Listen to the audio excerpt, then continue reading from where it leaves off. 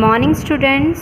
So today we will start our new topic, difference between interference and diffraction of light. हमने ये दोनों phenomena अपने previous video lectures में clear कर लिए हैं that what is interference and what is diffraction of light. और ये जो क्वेश्चन है difference between interference and diffraction, ये एग्जामिनेशन पॉइंट ऑफ व्यू के मोस्ट इम्पॉर्टेंट है। यहाँ पे जब हम बात करते हैं इंटरफेरेंस और डिफ्रैक्शन के डिफरेंसेस की, तो सबसे पहले आता है कितने हमने यहाँ पे क्या करे थे, सोर्सेज यूज़ करे थे। तो आपको याद होगा इंटरफेरेंस तभी टेक प्लेस होता है कि जब हम वहाँ पे दो different wave fronts from to coherent sources, it means वहाँ पे जब हम टू कोहेरेंट सोर्सेज यूज़ करते हैं। तो जब दो कोहेरेंट सोर्स क्या बताया था, जो सेम सोर्स से, सेम मोनोक्रोमेटिक सोर्स से प्रोड्यूस हो रहा हो। तो जब हम दो कोहेरेंट सोर्सेज को यूज़ करते हैं और उनसे प्रोड्यूस जो भी वेव फ्रंट्स है उनके बीच में इंटरेक्शन होता है, तो इनके इंटरेक्शन होने की वजह से स्क्रीन में कुछ फ्रिंजेस बनती हैं, पैटर्न बनता है। तो वो कौन सा पैटर्न होता है, इंटरफेरेंस। तो इंटरफेरेंस के लिए कितने सोर्सेज की ज़रूरत पड़ती है, टू कोहेरेंट सोर्सेज की। बट जब हम बात करते हैं डिफ्रैक्शन की, तो डिफ्रैक्शन में आपने देखा था क्या कि वहाँ पे हमने एक सिंगल स्लिट, एक single source, single monochromatic source हमने यूज़ किया था। सिंगल मोनोक्रोमेटिक सोर्स यूज़ किया था मतलब एक ही वेव फ्रंट, हमने एक ही टाइप का वेव फ्रंट वहाँ पे यूज़ किया है। और उसी पर्टिकुलर वेव फ्रंट के जितने भी पार्ट्स हो रहे थे, डिफरेंट पार्ट्स हो रहे थे, जैसे कि अगर हमने लैम्डा वहाँ पे पार्ट डिफरेंस लिया था, तो अगर लैम्डा है तो वो दो लैम्डाज में टूटता है, एक तो प्लस लैम्डा बाई 2 और एक माइनस लैम्डा बाई 2 में, जिसकी वजह से कैंसिल आउट करके वहाँ पे डार्क फ्रिंज बनती थी।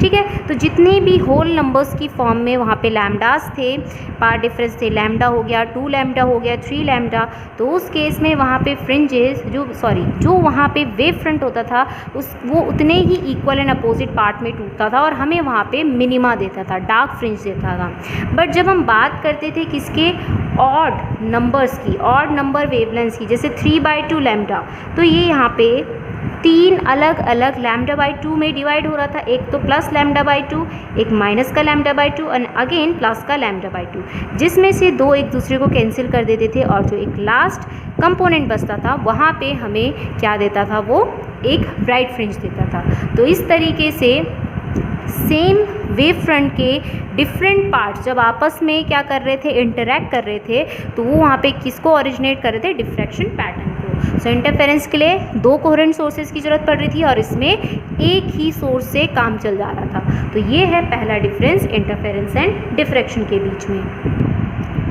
सेकेंड जो हमारे पास यहाँ पे इनके बीच में डिफरेंस है, वो उनकी फ्रिंज विड्थ से रिलेट करता है। तो फ्रिंज विड्थ आपने पढ़ा था, उसमें इसका डेरिवेशन भी कराया था इंटरफेरेंस में, कि जो भी डार्क फ्रिंज या ब्राइट फ्रिंज और एक सेंट्रल ब्राइट फ्रिंज, जिसको हम सेंट्रल मैक्सिमम भी कहते हैं, उन सभी की फ्रिंज विड्थ क्या निकल के आई थी, सेम निकल के आई थी। और कितनी निकल के आई थी, beta is equals to lambda D upon D, lambda D upon D, जिसमें लैम्डा था wavelength of light, capital D यहाँ पे क्या था, स्लिट और स्क्रीन के बीच की डिस्टेंस, और स्मॉल डी यहाँ पे क्या था, दो स्लिट्स के बीच की डिस्टेंस, उसी को हम यहाँ पे क्या कहते हैं, स्मॉल डी। तो ये जो फॉर्मूला था वो किसको बता रहा है, फ्रिंज विड्थ को बता रहा है। तो इंटरफेरेंस के केस में, इंटरफेरेंस पैटर्न के केस में जो भी डार्क, ब्राइट, सेंट्रल ब्राइट की फ्रिंज विड्थ होती है वो इक्वल निकल के आती है। बट डिफ्रैक्शन के केस में क्या हो रहा था, याद करिए, डिफ्रैक्शन के केस में स्क्रीन में जो भी डिफ्रैक्शन पैटर्न बन रहा था उसमें सेंट्रल मैक्सिमम जो था, जिसको हम सेंट्रल ब्राइट भी कह रहे हैं, सेंट्रल मैक्सिमम की विड्थ ट्वाइस थी, बाकी अदर जितने भी डार्क और ब्राइट फ्रिंजेस बन रही थी वो कितनी थी। तो जब हम बात करते हैं और अदर डार्क और ब्राइट फ्रिंजेस की, जो सेकेंडरी वहाँ पे मैक्सिमा या मिनिमा बन रहे थे, उसके लिए फ्रिंज विड्थ कितनी निकल के आ रही थी, लैम्डा डी अपॉन ए के, जिसमें कैपिटल डी क्या था, स्लिट और स्क्रीन के बीच की डिस्टेंस, एंड स्मॉल ए यहाँ पे क्या था, वहाँ पे स्लिट की विड्थ थी, स्लिट विड्थ स्मॉल ए से इंडिकेट कराई थी। तो देखिए दोनों में ज़्यादा कोई फ़र्क नहीं है फॉर्मूले में, यहाँ पे स्मॉल डी है, यहाँ पे ए है, और दोनों के अपने एक यूजुअल मीनिंग्स हैं। यहाँ पे बीटा डार्क या बीटा ब्राइट इतना निकल के आ रहा था, जिसमें बीटा सेंट्रल ब्राइट को मैंने नॉट से इंडिकेट कराया था, बीटा नॉट से, और वो निकल के आता है 2 लैम्डा डी अपॉन ए। इसका मतलब है डिफ्रैक्शन पैटर्न में जो भी हमारे पास सेंट्रल मैक्सिमम है वो ट्वाइस बनता है as comparison to the other secondary maxima and minima. तो ये हो गया इंटरफेरेंस डिफ्रैक्शन के बीच में second difference. Third difference intensity को रिलेटेड कर रहा है यहाँ पे। तो इंटरफेरेंस पैटर्न में जो भी हमारे पास मिनिमम बनते हैं उन सब की इंटेंसिटी किस तरीके की होती है, वो परफेक्टली डार्क होती है, क्योंकि वहाँ पे आपको पता है कि जब same amplitude but opposite, same but opposite amplitude आपस में जब इंटरेक्ट करेंगे तो वहाँ पे हमें क्या देते थे, पूरा का पूरा ज़ीरो देते थे। ज़ीरो देंगे तो इट मीन्स वहाँ पे हमें कैसा फ्रिंज मिलेगा, किस टाइप का वहाँ पे हमें मिलेगा, वो मिलेगा हमें मिनिमम, और मिनिमा किस टाइप का होगा, परफेक्टली डार्क। तो intensity of minimum in interference fringes are perfectly dark. लेकिन जब हम डिफ्रैक्शन की बात करते हैं तो यहाँ पे एम्पलीट्यूड को कट नहीं करता है, बल्कि यहाँ पे वेव फ्रंट्स के पार्ट्स आपस में एक दूसरे को सुपरपोज करके, एक दूसरे के साथ इंटरेक्ट करके वहाँ पे वैल्यू ज़ीरो देते थे, या फिर एक दूसरे की वैल्यू को कट करके वहाँ पे इंटेंसिटी लो और हाई देते थे। तो यहाँ पे जब हम बात करते हैं डिफ्रैक्शन की, तो डिफ्रैक्शन के केस में जो हमारे पास मिनिमा की इंटेंसिटी होती है वो परफेक्टली डार्क नहीं होती है एज़ कंपैरिजन टू इंटरफेरेंस के मिनिमम के। तो अगर इन दोनों को कंपेयर कराया जाए तो परफेक्टली डार्क इंटरफेरेंस फ्रिंजेस का मिनिमा होगा एज़ कंपैरिजन टू डिफ्रैक्शन के मिनिमा के। तो ये है हमारा थर्ड डिफरेंस। ना उसमें फोर्थ डिफरेंस क्या है, फोर्थ डिफरेंस भी हमारे पास इंटेंसिटी से रिलेटेड कर रहा है, बट ब्राइट फ्रिंजेस की इंटेंसिटी से रिलेट। तो इंटरफेरेंस के केस में क्या होता है, all the bright fringes, all the bright fringes are of same intensity, are of same intensity, ठीक है। But in diffraction bright fringes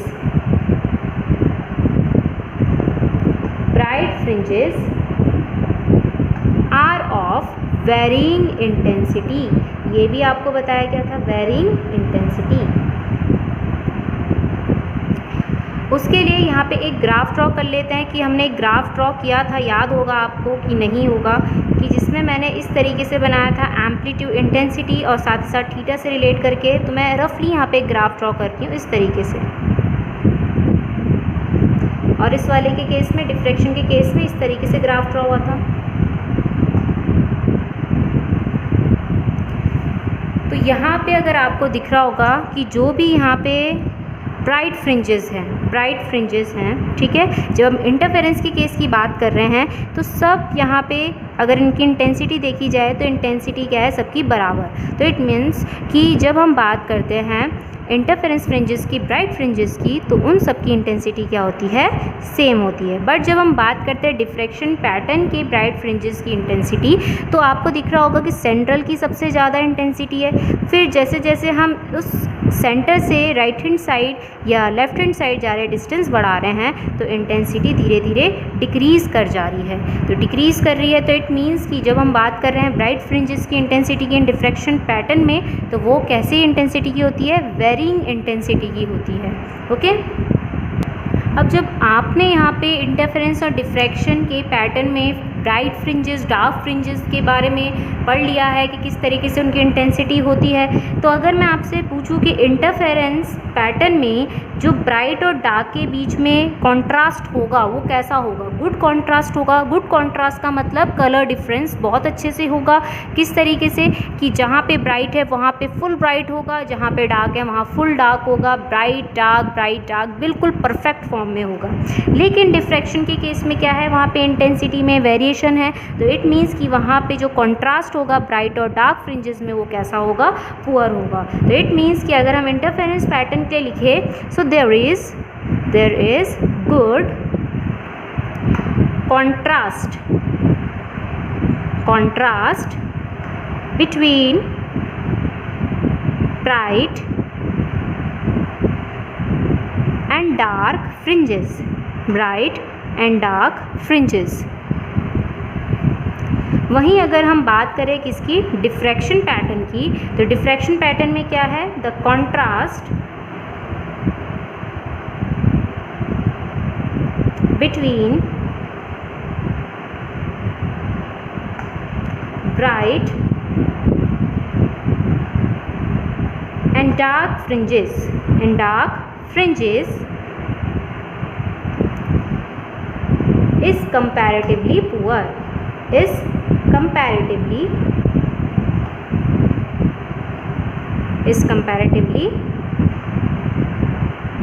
poor. तो ये टॉपिक मोस्ट इम्पॉर्टेंट है, जिसमें आपको मैंने आज बताया कि इंटरफेरेंस एंड डिफ्रैक्शन के बीच में क्या डिफरेंस होता है। तो चलिए ज़रा इसमें डिफ्रैक्शन पैटर्न से रिलेटेड एक न्यूमेरिकल कर लेते हैं। तो उसके लिए आपको पता है, न्यूमेरिकल करने से पहले आपको सभी पैरामीटर्स पता होने चाहिए और फॉर्मूला स्पेशली पता होना चाहिए। तो क्वेश्चन क्या बोल रहा है देख लीजिए। एक हमारे पास क्या है, स्लिट है जिसकी थिकनेस कितनी दे रखी है, 0.15 सेंटीमीटर। अब देखिए यहाँ पे सेंटीमीटर दे रखा है, तो आपको याद रखना है कि यहाँ पे हमें जितने भी हमें क्वांटिटीज़ दे रखी होंगी उन सभी को हमें मीटर में कन्वर्ट करना पड़ेगा। ओके, सो सेंटीमीटर को भी मीटर में कन्वर्ट करना पड़ेगा। Is illuminated by a light of wavelength, lambda हमें दे रखा 5 × 10⁻⁵ सेंटीमीटर। और एक diffraction pattern is obtain on a screen, जो कि कितनी दूरी पे रखी गई है स्लिट से, 2.1 मीटर अवे। ओके, तो हमें कैलकुलेट करना है, calculate the width of central maxima. तो आपको पता है यहाँ पे डिफ्रैक्शन बोला गया है, तो इंटरफेरेंस का फॉर्मूला मत लगा देना। तो डिफ्रैक्शन पैटर्न में जो सेंट्रल मैक्सिमा के लिए हमारे पास फॉर्मूला होता है वो क्या होता है, उससे पहले हम यहाँ पे जो चीज़ें गिवन दे रखी है उसको लिख लेते हैं और उनको कन्वर्ट कर लेते हैं। तो स्लिट विड्थ को किससे इंडिकेट कराते हैं, ए से, तो वो हमें दे रखी 0.15 सेंटीमीटर। इसे मीटर में कन्वर्ट करेंगे तो किससे मल्टीप्लाई कराएंगे, 10⁻², और ये बन जाएगा हमारे पास मीटर। साथ ही साथ हमें वेवलेंथ ऑफ लाइट दे रखी है 5 × 10⁻⁵ सेंटीमीटर। इसको भी मीटर में कन्वर्ट करेंगे, 5 × 10⁻⁵ से क्या मल्टीप्लाई करेंगे, 10⁻², जो कि यहाँ पे बन जाएगा 5 × 10⁻⁻+ -7 मीटर। साथ ही साथ हमें capital D, slit and screen के बीच की डिस्टेंस हमें दे रखी है 2.1 metre. And we have to calculate here beta naught का फॉर्मूला क्या होता है, सेंट्रल मैक्सिमा की विड्थ का फॉर्मूला होता है 2λd/a।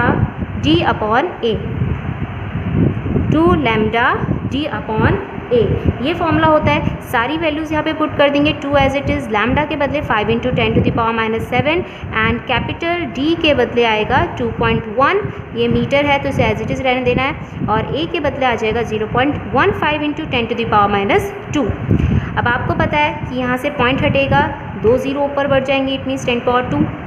ओके, अब यहाँ पे इसको कट मत कर देना, बहुत बच्चे इसको भी कट कर देते हैं, तो इतनी यहाँ पे समझदारी नहीं करनी है, इसको और अच्छे से करना है। तो अब देखिए 5 × 5, 5 3 जा कितना हो जाएगा, 15 हो जाएगा, एंड 3 कितने जा चला जाएगा, 0.7 जा। इसको अच्छे से कैलकुलेट करेंगे तो 7 2 जा कितना आएगा, 14, और पॉइंट लगाया 1.4 × 10⁻⁷, और ये हो जाएगा प्लस का 2, और ये ऊपर जाके भी प्लस का 2। तो इट मीन्स हमारे पास जो आ जाएगा 1.4 × 10⁻⁻ कितना हो जाएगा, -3 मीटर। ये आ गया हमारे पास क्या, विड्थ ऑफ सेंट्रल मैक्सिमा।